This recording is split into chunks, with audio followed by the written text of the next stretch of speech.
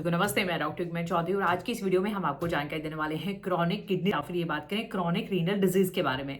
इसका मतलब ये है कि आपकी किडनी में डैमेज देखे जाना या फिर ये कहीं किडनी खराब हो जाना। तो आज की इस पूरी वीडियो में हम आपको जानकारी देने वाले हैं कि ये प्रॉब्लम क्या है, क्या इसके पीछे वजह है, किनको ये प्रॉब्लम ज्यादा देखी जाती है, रिस्क फैक्टर की हम बात करेंगे, साइनो सिम्टम लक्षणों की हम बात करने वाले हैं, बेस्ट इफेक्टिव होम्योपैथी मेडिसिन की हम बात करने वाले हैं और अगर किडनी खराब है तो एलोपैथी में ट्रीटमेंट ऑप्शन की हम बात करने वाले हैं। पूरी जानकारी के लिए आपको पूरा वीडियो जरूर देखना है। तो आइए स्टार्ट। सबसे पहले हम बात करेंगे किडनी क्रॉनिक रीनल डिजीज क्या है।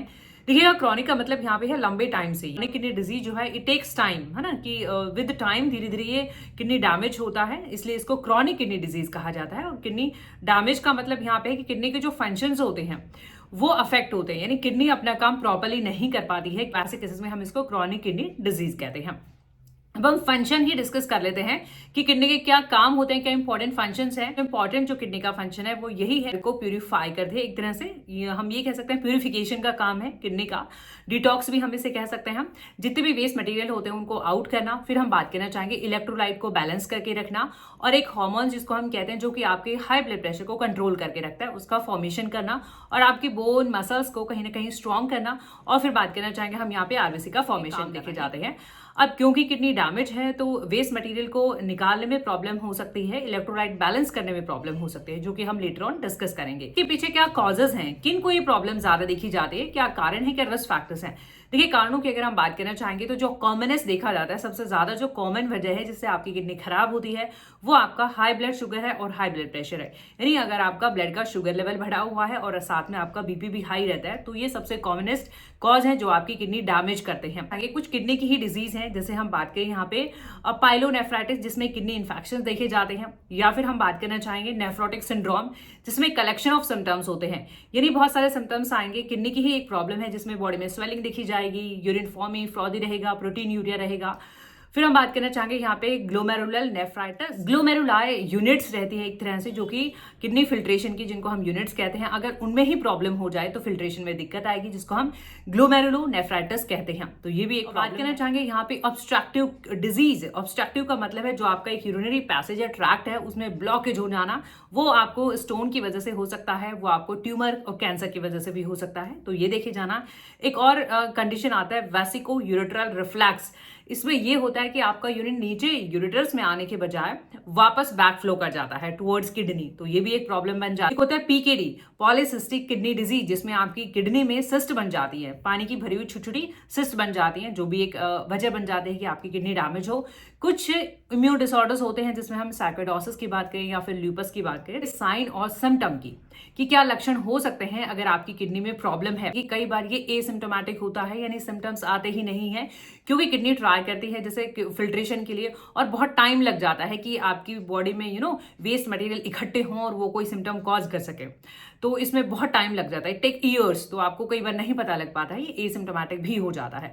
बाकी कुछ सिम्टम्स आते हैं जो आप अगर चेक करें तो उन्हें अपने डॉक्टर को जरूर विजिट करें। हम बात करना चाहेंगे यहाँ पे स्वेलिंग, इसका जो सिम्टम देखा जाता है, सूजन देखी जाएगी। सूजन आपके हाथों पैरों पे हो सकती है, आपके आईज पफी हो सकती हैं, फेस पे स्वेलिंग हो सकती है।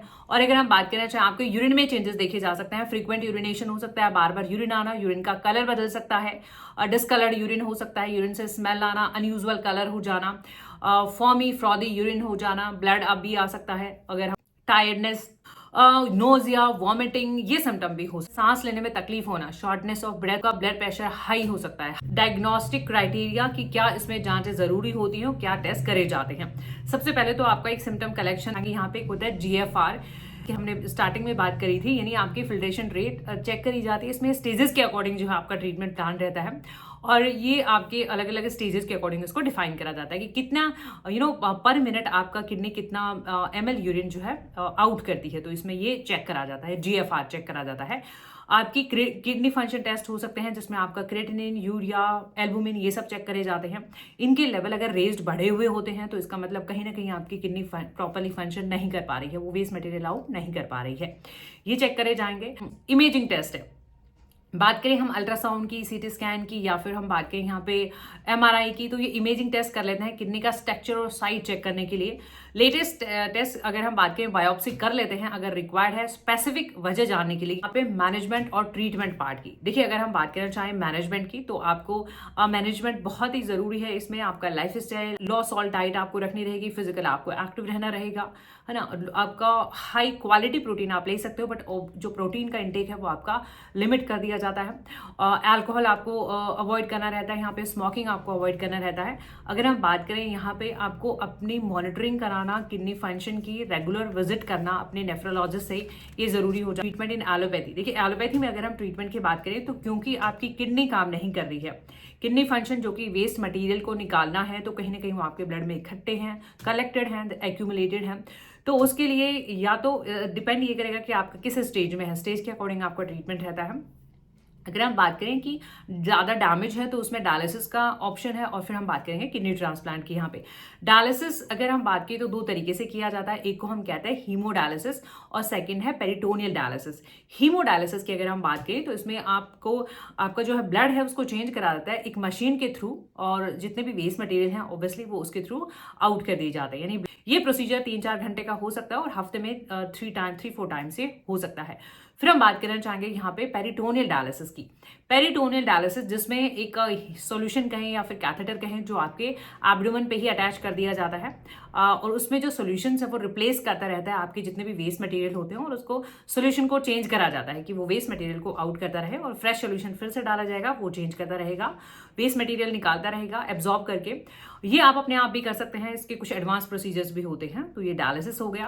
किडनी ट्रांसप्लांट की हम बात करना चाहेंगे, अगर परमानेंट सॉल्यूशन की हम बात करें यहाँ पे, देखिए किडनी ट्रांसप्लांट अगर आपकी किडनी इतनी डैमेज है कि वो अपना काम कर ही नहीं पा रही है, तो फिर किडनी ट्रांसप्लांट एक ऑप्शन हो जाता है। अगर हम इसमें बात करें, हेल्दी डोनर और सुटेबल डोनर आपको चाहिए होता है, जिससे कि क्योंकि अब ऑब्वियसली लिविंग डोनर्स हैं, वन किडनी के साथ भी सर्वाइव कर सकते हैं। इससे कैसे बच सकते हैं, किडनी फेलियर से आप कैसे बच सकते हैं, या फिर किडनी डिजीज से आप कैसे बच सकते हैं, प्रिवेंशन के कुछ स्टेप्स हैं यहाँ पे जो आप, वैसे किडनी डिजीज का कोई क्योर नहीं है, जैसा कि अभी मैंने बताया, यहाँ पे डायलिसिस है, ट्रांसप्लांटेशन है, तो कोई परमानेंट क्योर नहीं रहता है, ये कुछ ट्रीटमेंट ऑप्शंस अवेलेबल हैं।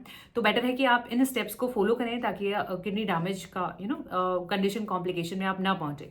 तो यहाँ पे हम बात करना चाहेंगे सबसे पहले, क्योंकि कारणों में सबसे ज्यादा कॉमनेस था high blood sugar and high blood pressure, तो आप अपने बीपी और शुगर को कंट्रोल करके रखें, उनकी मॉनिटरिंग करें, रेगुलर जो है उनको कंट्रोल। बात करना चाहेंगे एक आपका जो डाइट है वो भी बैलेंस डाइट होना चाहिए, जैसा कि हमने बताया यहाँ पे आउटसाइड प्रोसेस्ड फूड जो आप लेते हैं उन्हें आप अवॉइड करें, और नॉन प्रिस्क्रिप्शन की जो मेडिसिन रहती हैं, जो पेन किलर्स अगर हम बात करें तो उन्हें आप कंप्लीटली अवॉइड करें, जो कि आपकी किडनी को कहीं ना कहीं डैमेज करते हैं। यानी जब जरूरी नहीं है तो मेडिसिन आप ना लें, अवॉइड करें पेन किलर्स अननेसेसरली। फिर हम बात करना चाहेंगे फिजिकल एक्टिविटी बहुत इंपॉर्टेंट है। 5 days इन अ वीक आपको फिजिकल एक्टिव रहना, 30 to 45 मिनट बहुत ही एक अच्छी हैबिट हो सकती है, आप इसे डेवलप करें। स्मोकिंग और एल्कोहल आप अवॉइड करें। तो ये प्रिवेंशन के कुछ स्टेप्स हैं जिन्हें आप फॉलो कर सकते हैं to lead a healthy life, और आपकी किडनी जो है अच्छे से प्रॉपर फंक्शन कर सके। अब यहाँ पे हम बात करने वाले हैं होम्योपैथी मेडिसिन जो आपकी हेल्प कर सकती हैं।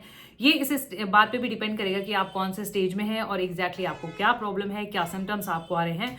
होम्योपैथी ज़्यादा फोकस करती है आपके सिम्टम्स पे और इंडिविजुअल अप्रोच पे। अगर आप यूट्यूब पे देख रहे हैं तो इन सभी दवाओं के लिंक नीचे डिस्क्रिप्शन बॉक्स में मिल जाएंगे, वहाँ से आप ये मेडिसिन खरीद सकते हैं। कुछ ये वीडियो बहुत ही एक लॉन्ग टॉपिक था, इट्स अ वास्ट टॉपिक, तो इसके कुछ जो टॉपिक्स हैं जो इंपॉर्टेंट हैं वो आपको डिस्क्रिप्शन बॉक्स में भी मिल जाएंगे। मेडिसिन की डोजेज आपको कैसे लेनी है, कौन सा मेडिसिन कहाँ से लेना है, तो उसके लिए आप डिस्क्रिप्शन बॉक्स जरूर चेक कीजिएगा। इनके अलावा भी बहुत सी मेडिसिन हो सकती है, मैं यहाँ पे कुछ मेन इंपॉर्टेंट मेडिसिन डिस्कस करने वाली हूँ। देखिए एपिस मेलिफिका के बारे में, किडनी हेल्थ के लिए एक बहुत ही अच्छी दवा है, पीकेडी में भी काम करती है। यानी अगर आपकी किडनी में सिस्ट है या फिर नेफ्रोटिक सिंड्रोम है जिसमें बॉडी में पफिनेस स्वेलिंग देखी जाती है, तो ऐसे केसेस में एपिस मेलिफिका बहुत अच्छे से काम करती है। कलर कंपनी के अकॉर्डिंग मेडिसिन का अलग हो सकता है, क्वांटिटी भी अलग हो सकती है। मेडिसिन पे ड्रॉपर इन पे मेलिफिका के इंडिकेशन मैंने बताए हैं, 1-2 ड्रॉप दिन में 1-2 बार खाने से पहले आप इसे रेगुलरली यूज करें, कम से कम 2-3 महीना अंडर डॉक्टर सुपरविजन की क्या क्या आपके और सिम्टम है। देखिए परेरिया ब्रेवा भी अगेन एक बहुत ही अच्छी मेडिसिन है किडनी फंक्शन इंप्रूव करने के लिए। परेरिया के बारे में हम बात करना चाहेंगे, इसमें इतना ज़्यादा प्रॉब्लम देखा जाता है यूरिनेशन की। मैं बात करना चाहूँ कि पेशेंट को बिल्कुल नील डाउन होके, पेशेंट को बेंड होकर यूरिन पास करना पड़ता है, यूरिन आता ही नहीं है और हेड को प्रेस करना पड़ता है ऑन फ्लोर। ये कंडीशन करके ही पेशेंट यूरिन पास कर सकता है, यूरिन पास ही नहीं होता। एन्यूरिया के केसेस में हम बात करना चाहें, इन्फेक्शन है, इन्फ्लामेशन है, तो परेरिया को हम यूज़ करते हैं। और ज़्यादातर किडनी स्टोन के कॉम्प्लिकेशन के बाद हम इसे यूज करते हैं। लाइकोपोडियम आपने किडनी में बहुत सुना होगा, किडनी स्टोन में लाइकोपोडियम बहुत अच्छा काम करते हैं, किडनी प्रॉब्लम में, गैस्ट्रिक प्रॉब्लम में भी काम करते हैं। लाइकोपोडियम ज्यादातर काम करती है अगर आपका स्टोन का केस है, इन्फेक्शन है, इन्फ्लामेशन है, नाइट में यूरिनेशन बहुत ज्यादा है। लाइकोपोडियम में बैकएक देखा जाता है, रीनल कॉलिक है ना, कमर में दर्द होना, पैरों में भी दर्द आना, तो वैसे केसेस में हम लाइकोपोडियम यूज करते हैं। वैसे ही लेना रहेगा, डोजेस लगभग सेम रहती है, ये डायल्यूशन में 1-2 ड्रॉप दिन में 1-2 बार रेगुलर। कैंथेरिस बहुत ही अच्छी दवा है। कैंथेरिस हम यूटीआई में भी यूज करते हैं, यूरिन इन्फेक्शन में, नेफ्राइटिस, किडनी में इन्फेक्शन है, इन्फ्लामेशन है, तो वैसे केसेस में कैंथेरिस है। कटिंग पेन देखा जाएगा, बर्निंग यूरिनेशन रहेगा, तो ऐसे केसेस में हम कैंथेरिस यूज करते हैं। सेम लगभग वही रहेंगी, 1-2 ड्रॉप, और ये मेडिसिन की 30 और 200 ये मेडिसिन की स्ट्रेंथ रहेगी। फिर एपोसाइनम हम स्वेलिंग में यूज करते हैं, या फिर मैं ये बात करूँ ड्रॉप्सी में हम यूज करते हैं एपोसाइनम को। एपोसाइनम में ये भी देखा जाएगा, और एपोसाइनम में यूरेथ्राइटिस है, यूरेथ्रा में इन्फ्लामेशन है, ये सिम्टम भी देखे जाएंगे। एपोसाइनम का यूरिन टर्बिड रहेगा, थिक रहेगा, हॉट रहेगा, यूरिन की हम बात करें तो वैसे केस में हम एपोसाइनम यूज करते हैं। देखिएगा ईल सीरम एक बहुत ही अच्छी दवा है किडनी के लिए, बहुत अच्छी किडनी फंक्शन के लिए भी हम बात करना चाहें। अगर प्रोटीन लेवल बढ़ा हुआ है, हम बात करना चाहें क्रेटिनिन लेवल बढ़ा हुआ है, तो ये प्रोटीन यूरिया में हम इसे यूज करते हैं। ऐसे केस में यूरिन अगेन टर्बिड है, फॉर्मी है, फ्रॉदी है, तो वैसे केस में ईल सीरम आप यूज कर सकते हैं। वैसे ही अगर आप इसे पानी में भी ले सकते हैं, 5-10 ड्रॉप्स 2-3 चम्मच गुनगुने पानी में दिन में 2-3 बार इसे लें। जब आपको किडनी इन्फ्लामेशन है, इन्फेक्शन है, स्वेलिंग, R1 इन्फ्लामेशन में, स्वेलिंग सूजन में यूज करते हैं। इसकी डोजेस आपको नीचे डिस्क्रिप्शन बॉक्स में मिल जाएगी। ये हम ज्यादातर bladder stone, bladder infection, cystitis के केसेस में यूज करते हैं। अगेन डोजेस डिस्क्रिप्शन बॉक्स में। फिर हम बात करना चाहेंगे यहाँ पे R27। अगर आपको बार बार हिस्ट्री रही है किडनी स्टोन फॉर्मेशन का, तो आप R27 यूज कर सकते हैं। इसकी भी डोजेस आपको नीचे डिस्क्रिप्शन बॉक्स पे मिल जाएगा। तो आई होप ये वीडियोस आपकी हेल्प कर सकें। इन वीडियो से आपकी हेल्प होती है तो प्लीज आप इन्हें लाइक करें, शेयर करें। चैनल पे नए हैं तो चैनल को सब्सक्राइब जरूर कीजिएगा, बेल आइकन जरूर प्रेस कीजिएगा। नोटिफिकेशन रिसीव करने के लिए इंडिविजुअल वीडियो और वॉइस कंसल्टेशन के लिए आप हमें दिए हुए व्हाट्सएप नंबर पे कांटेक्ट कर सकते हैं। Thank you so much. Thank you.